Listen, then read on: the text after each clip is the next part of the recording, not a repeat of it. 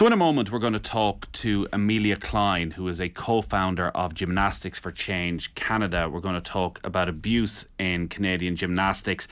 If we do have any children listening, this conversation is probably not for younger ears. There is a bit of a reckoning taking place within Canadian sport and society after years and years of abusive behaviour in gymnastics and in many other sports as well. Late last year, Amelia Cline sat in front of the Standing Committee on the Status of Women in the Canadian House of Commons to recount some of her own experiences as an elite young gymnast in what was a pretty rotten system, and what she and other survivors of this kind of abuse are now looking to achieve. Before we speak to Amelia on the show, here's a clip of what another co-founder of Gymnasts for Change Canada and survivor, Kim Shore, had to say before that same committee. As a former gymnast myself and mother of a former gymnast, I know the beauty and the potential benefits that sport offers if delivered with an ethic of care and a child-centric approach. However, the hundreds of reports we have received and arrests made in the last 7 months alone confirm our worst fears. Gymnastics is rotting from the top down and the bottom up. I wonder how many of you would choose gymnastics for yourself or your own child if you knew what we do. When you were a child, would you have chosen to repeatedly feel your physical safety was threatened by an adult bullying you to do dangerous skills that you knew could result in catastrophic injury? How many of you experienced a trusted coach pressing your legs into oversplits while you sobbed and begged for them to stop? But they just screamed at you to shut up. Who here has spent the prime of their life with their face stuck in a toilet bowl, throwing up every meal? Who obsessively weighed themselves or were force-fed in hospital to treat an eating disorder? All the while, the soundtrack in your head repeated, "You're fat, you're too ugly to be a gymnast, you look like the Pillsbury Doughboy." How many of you have experienced the confusion, nausea, and panic when a trusted adult suddenly says, "I want to touch you"? Or had to choose between the safe haven of your sexually abusive male coach just to be spared from the outright cruelty of your female coach? Have any of you lived in chronic pain since adolescence?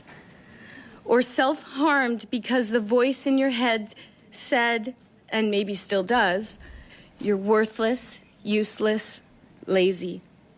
Lastly, imagine spending thousands of dollars on therapy just to become a functioning member of society. Our Gymnasts for Change team is here today. My friends, how many of us can relate to these examples? Yeah, incredibly powerful from Kim Shore, who is one of the co-founders of Gymnasts for Change Canada. I'm joined on the line by another one of those co-founders, Amelia Cline. Amelia, thank you very much for joining us this evening. Thank you for having me. Unfortunately, this isn't the first time we have covered abuse in gymnastics.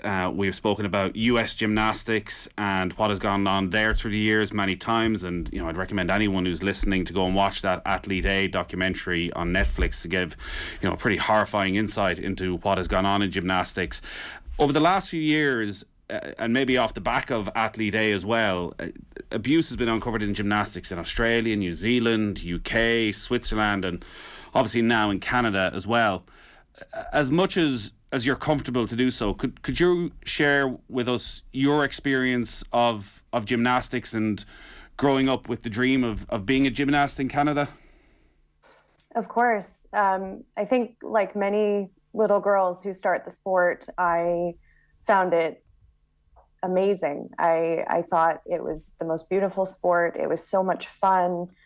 You get to try to defy gravity. It has so much value when it's delivered properly. And thankfully for the first majority, I would say actually, of my gymnastics career, it was fun and it was lovely, and it was a sport that I genuinely loved and thought that I would spend most of my life doing. I had the goal of going to the Olympics, like many little gymnasts do, and of obtaining a U.S. scholarship. And I sort of had my whole life planned around being in gymnastics. And then, unfortunately, for the last 3 years of my career, I was coached under a husband and wife team who were extremely emotionally and physically abusive. So the examples that you just heard Kim delivering very much resonate with my own experience. It was daily humiliation, bullying, weighing us, even though we were at the peak of physical fitness, being told that we're fat, that we need to diet, that we need to essentially starve ourselves, and being instructed on how to do that and how to do it without our parents detecting it. So it was an extremely damaging experience, and those 3 years were hell. And ultimately, when I was about 14, I came to a realization very suddenly and abruptly while my coach was forcing me to do a skill that I was not prepared to do. And I just realized in that moment that I would end up either quadriplegic or debilitated by an eating disorder if I continued in this sport that I loved. So I chose to stop.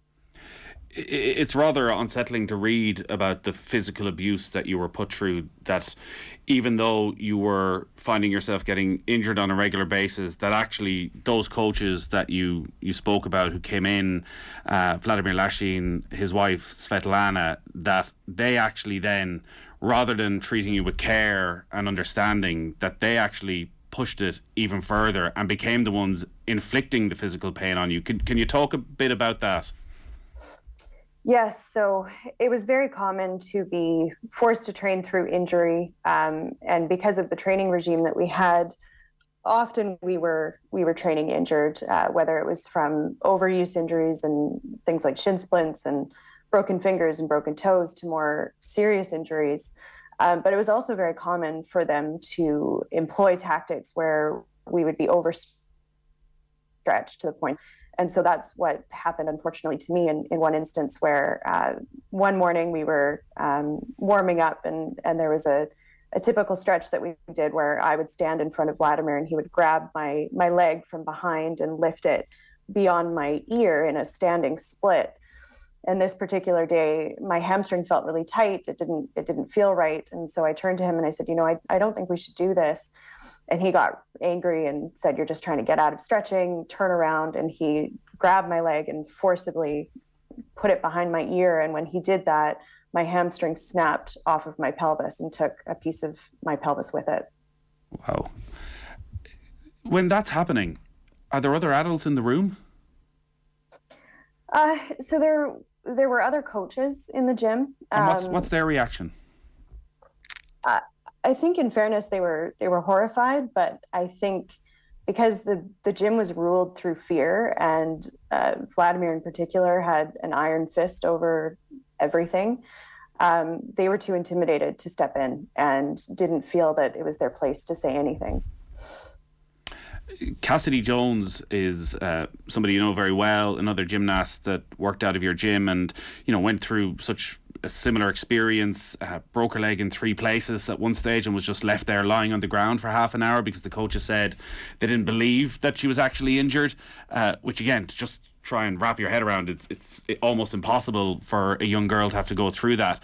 She spoke about the unspoken code of the gym, and that unspoken code is a common factor, it feels, within all the conversations we have about abuse within sport and abuse of young athletes and abuse of young girls. Like that code is one of silence, of acceptance, of pushing the boundaries, of pain, of accepting, of doing whatever is put in your head that you have to do for that dream of a gold medal at Olympics. When you think about that code, or if you've thought about that code, when does that come into your life? What age are you when you suddenly your brain changes as to how you think about the sport and what's acceptable? I think it starts very young, and in some cases, it starts very innocently. You're sort of told, in order to go to the Olympics, you're going to have to work very hard. And there's sort of this attitude of exceptionalism that I think is drilled into young athletes, gymnasts in particular, of you're different than your schoolmates, you're different than your peers, you are doing something that's so amazing that is going to bring you all of this, glory and fame and amazing things and opportunities. But at the same time, there's a cost to that, and you're going to be expected to work harder than anybody else. And so it starts just with that kind of attitude, and then it progresses to the point where you just expect that this is what's required of me if I'm going to reach those high levels. So if someone's screaming at me, I guess that's just what it takes to get there.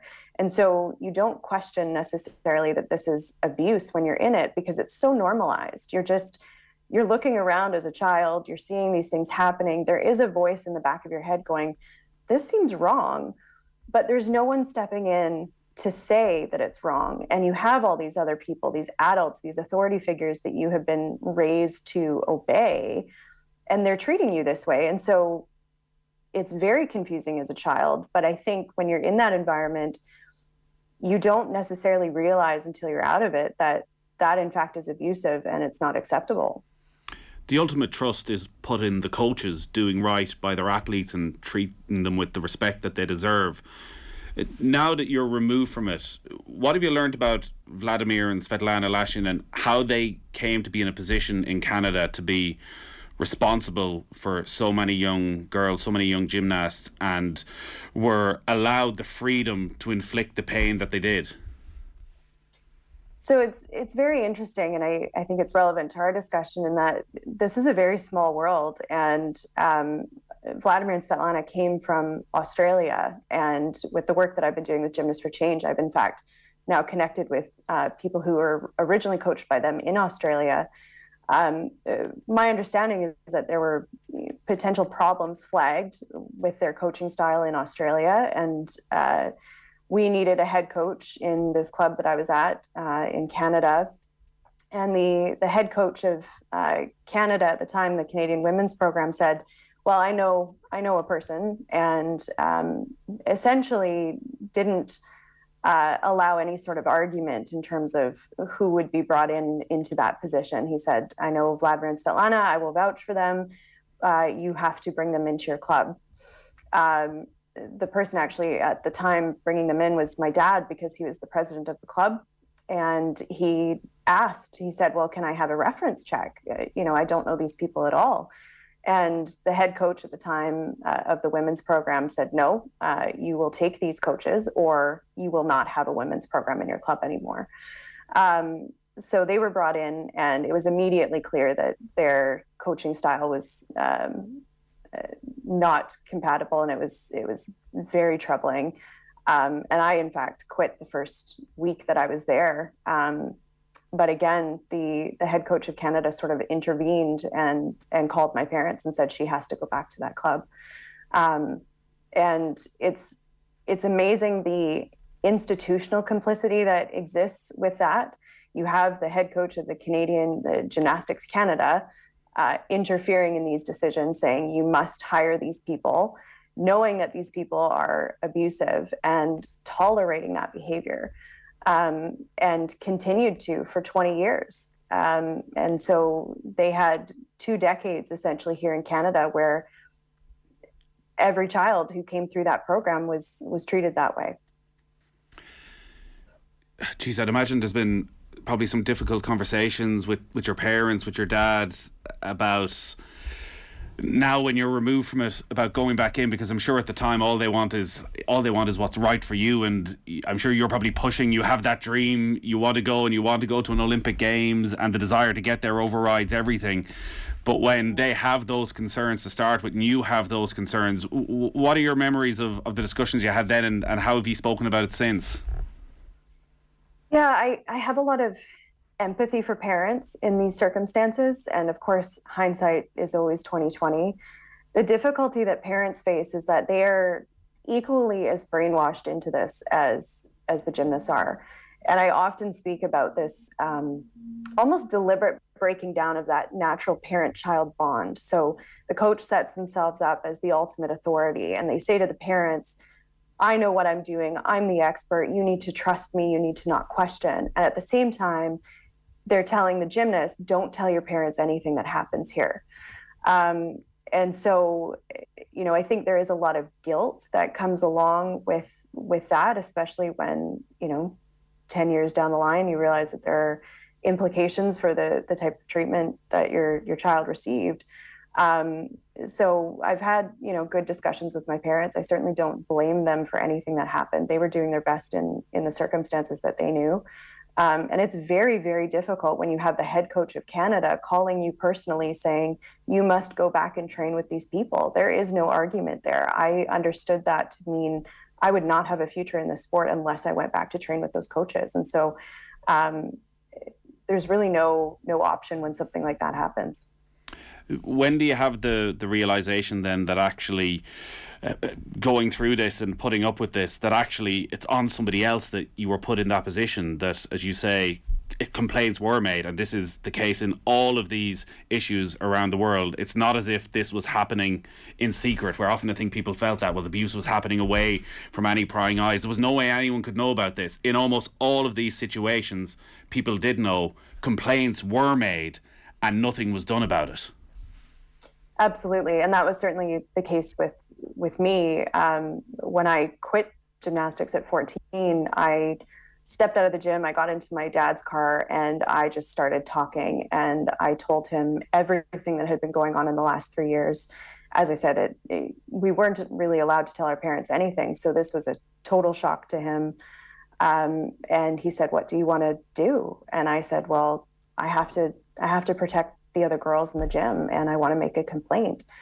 And so we made a complaint to Gymnastics BC, and I was interviewed by an investigator, and ultimately nothing came of it. So what year was that? That would have been in 2003. And then in 2004, Vladimir was named as coach for Team Canada at the Olympics in Athens. And then in 2009, so 6 years after that, was promoted to high performance director in the women artistic gymnastics. That's right. So I made another complaint in 2009 when he was named to the national team. I was contacted by a concerned parent who said they knew what I had tried to do in 2003, wondered if I would be willing to step up again and share my story again, which I did. I wrote a letter. My dad wrote a letter. My understanding is that those letters went to both Gymnastics BC and Gymnastics Canada. And he was allowed to coach in that position for at least another year, and then was quietly allowed to resign in about 2010. The impact on you now of not just what you went through, but I imagine what you also saw, if you're all in the gym together, and I don't know, were certain athletes singled out, but from what I've read, it feels as though everybody in that gym was treated the same way. Like, watching somebody lying on the ground with their leg broken in 3 places and not been taken seriously. What you talk about, like snapping your hamstring, damaging your pelvis. How have you managed to move past it and start reliving your life? So a lot of therapy is the answer there, but it's you're right. It's not just the trauma of the things that happened to me personally. It's the witnessing of those things and not knowing if you were going to see your teammate become catastrophically injured because they're being asked to do things that they aren't ready to do, or they're being forced into oversplits and they're sobbing and screaming and crying. Those things stay with you. Those those childhood experiences really do linger. And as an adult, I've had to confront a lot of that. And a lot of it, for me personally, tends to manifest around eating. I've struggled with sort of disordered eating and fighting against sort of developing a full-blown eating disorder since I've stopped gymnastics. And there's nightmares, there's, sort of the classic PTSD symptoms. And so it's not something that stops when you leave the sport. It's something that unfortunately does stay with you. And so many people need really intensive, both physical and sort of psychological treatment as a result of what they've experienced. And that's really what we're in part trying to do here in Canada is obtain some compensation for people who are suffering who can't necessarily obtain that treatment. How many people have you found? How many other victims have come forward since you founded Gymnasts for Change in Canada? It's hundreds at this point. So from many different gyms? Yes, it's right across the country. We initiated an open letter last year, and we were a little bit concerned. We thought maybe no one will sign it. Right off the bat, within 24 hours, we had 70 signatures, mostly from former athletes, former gymnasts who had experienced abuse. We now have over 600 signatures, and most of those represent survivors, and both current and former gymnasts. And as I said, right across the country, coast to coast. In terms of the people who inflicted the pain on you, not just you, but around the country, are those people being brought to justice? Not really. So there's a number of different efforts that we're trying to initiate, but the unfortunate thing is that these internal processes that exist for the discipline of these coaches are extremely difficult. They are re-victimizing. They involve essentially a quasi-judicial process that victims just certainly aren't prepared to go through.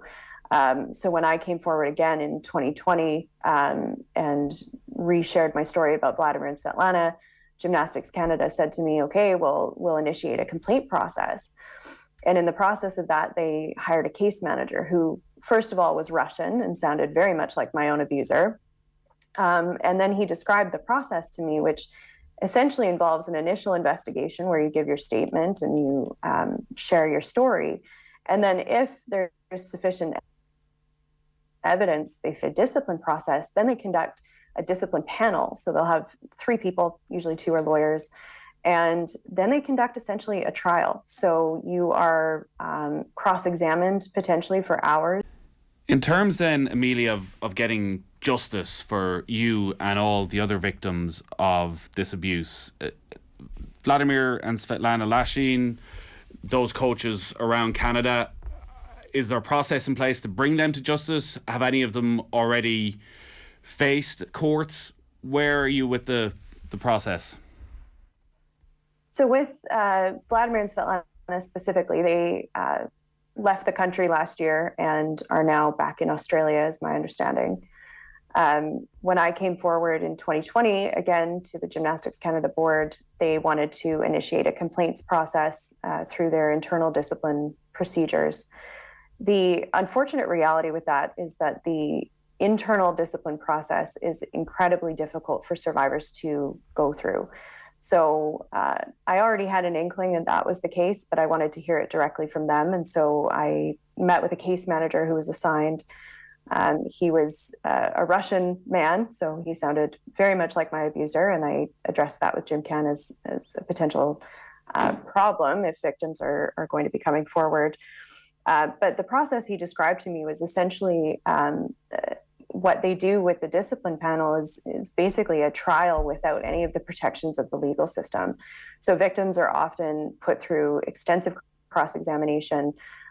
There's no limits in terms of document disclosure. They can demand your cell phone records, any sort of communications you've had with other survivors. And the process that was described to me, I told Gymnastics Canada, I personally didn't think I could go through. And I'm someone who's 20 years removed from my trauma. I'm a lawyer. I understand these processes well. And what they had described to me was so re-victimizing and so traumatizing that I couldn't recommend it to anyone. And we've unfortunately seen that happen with other cases as well. So we had a very prominent case with Dave and Liz Brubaker, who again were national team coaches. Dave Brubaker was criminally charged with essentially sexual offenses against his gymnasts. That went through the criminal process. He was unfortunately acquitted because of a police investigation issue. And then those survivors had to go through the Gymnastics Canada internal discipline process. And if you talk to any of them, they will tell you that it was incredibly re-traumatizing. It was almost worse than the initial abuse itself. And what about the enablers? Because you went through the process earlier of how Vladimir and Svetlana ended up at your gym. The similar process must have happened across Canada, where there were concerns, but it was pushed through, and even when concerns were raised again, you were told this is the way it's going to be. Like, there is a lot of steps up the ladder of people involved in this, past the abusers within the gym. Is there anything happening to make the process of appointment better, of just a proper investigation into how this has been allowed to happen within gymnastics in Canada? Yeah, unfortunately not so far. There has been, certainly we're calling for accountability at the highest levels of Gymnastics Canada, because right through from the time that I was training all the way through to today, there are people who have enabled these behaviors. They have promoted these coaches. They have stood by knowing that this abusive conduct has been happening. So it's not just the abusive coaches that need to be held to account. It is the enablers. And there is a lot of work. Are most of those people still in position? So many are. There's a lot of turnover in terms of boards and leadership. But what has been consistent is sort of the consistent protectionism of these coaches, because so often these coaches are the ones who are at the national level, who are going to the Olympics, who are producing gymnasts who are very successful. And so even with the change in leadership, we haven't seen a change in attitude. And so even the current CEO has been implicated in things involving the Brewbakers, involving other abusive coaches who have been identified. And so that type of behavior, that type of enabling has just continued all the way through. Amelia, thank you very much for joining us. Thank you for being so open and honest with your story, and the very best of luck to you and everybody involved in Gymnasts for Change over the coming weeks and years. Thank you so much.